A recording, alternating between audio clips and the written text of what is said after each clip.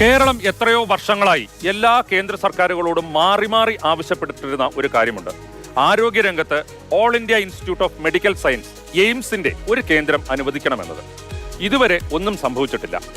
AIIMS അനുവദിച്ചു തരേണ്ട കേന്ദ്രം ഭരിക്കുന്ന BJPയുടെ കേരള ഘടകത്തിൽ പക്ഷേ ഇപ്പോൾ ഒരു തർക്കം നടക്കുകയാണ്.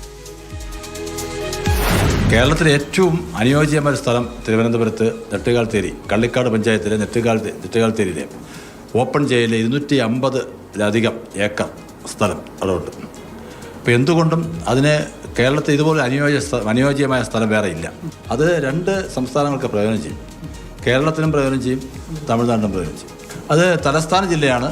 അനന്തപുരിയിൽ തന്നെ എയിംസ് വരണം എന്ന് തന്നെയാണ് അഭിപ്രായം. ആ അഭിപ്രായത്തിന് ഒരു മാറ്റം ഉണ്ടായിട്ടില്ല. കാസർഗോഡ് ജില്ലക്കാരുടെ ഈ ആവശ്യം തീർത്തും 101% ശരിയാണെന്നുള്ളത് കൊറോണ സമയത്ത്, ലോക്ക്ഡൗൺ സമയത്ത് നമ്മൾ അനുഭവിച്ചതാണ്, അറിഞ്ഞതാണ്. വ്യത്യസ്തമായിട്ടുള്ള അസുഖങ്ങൾ ഏറ്റവും കൂടുതലുള്ള ഒരു പ്രദേശമാണ് കാസർഗോഡ് എന്നാണ് പല സർവേകളും സൂചിപ്പിക്കുന്നത്. അതുകൊണ്ട് ന്യായമായിട്ട് കാസർഗോഡ് വേണം എന്ന് തന്നെയാണ് ഇവിടുത്തെ ജനങ്ങൾ ആഗ്രഹിക്കുന്നത്.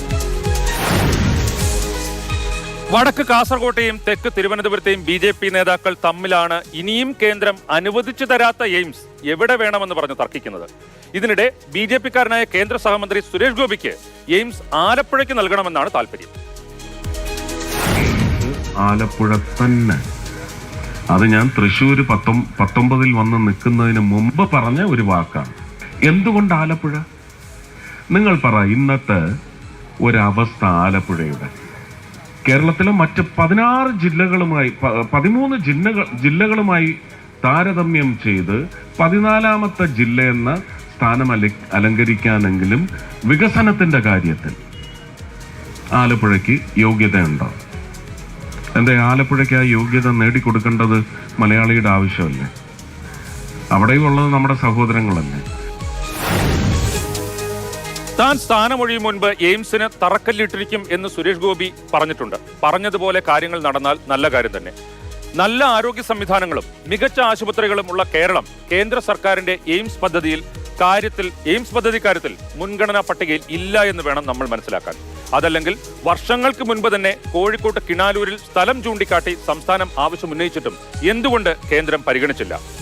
ഒരു സ്ഥലം മാത്രം പോരാ, പല സ്ഥലങ്ങൾ നിർദ്ദേശിക്കണമെന്നായിരുന്നു കേന്ദ്രത്തിന്റെ നിലപാട്. ഇത് എയിംസ് കിട്ടാത്ത കേരളത്തിന്റെ കഥ.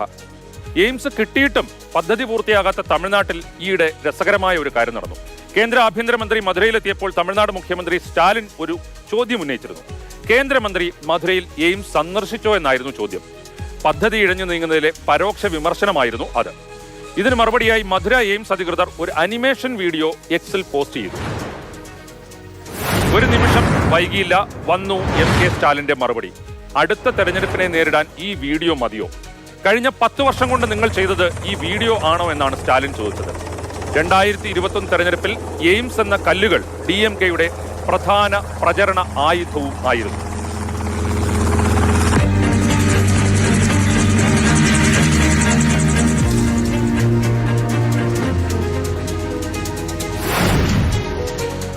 എയിംസ് പദ്ധതി പൂർത്തീകരിക്കാൻ വൈകുന്നുവെന്നാണ് തമിഴ്നാടിന്റെ പ്രശ്നം. നമുക്കാണെങ്കിൽ ഇല്ലാത്ത പദ്ധതി എവിടെ വേണമെന്ന തർക്കവും. കേരളത്തിലെ BJP നേതാക്കൾ അവരുടെ താല്പര്യത്തിനനുസരിച്ച് പല സ്ഥലങ്ങൾ പറയുകയാണ്. BJP നേതാക്കൾ ആവശ്യപ്പെടുന്നതനുസരിച്ച് അവിടെയെല്ലാം കേരളത്തിൽ എയിംസ് കിട്ടുമെങ്കിൽ നമുക്ക് സന്തോഷമേ ഉള്ളൂ.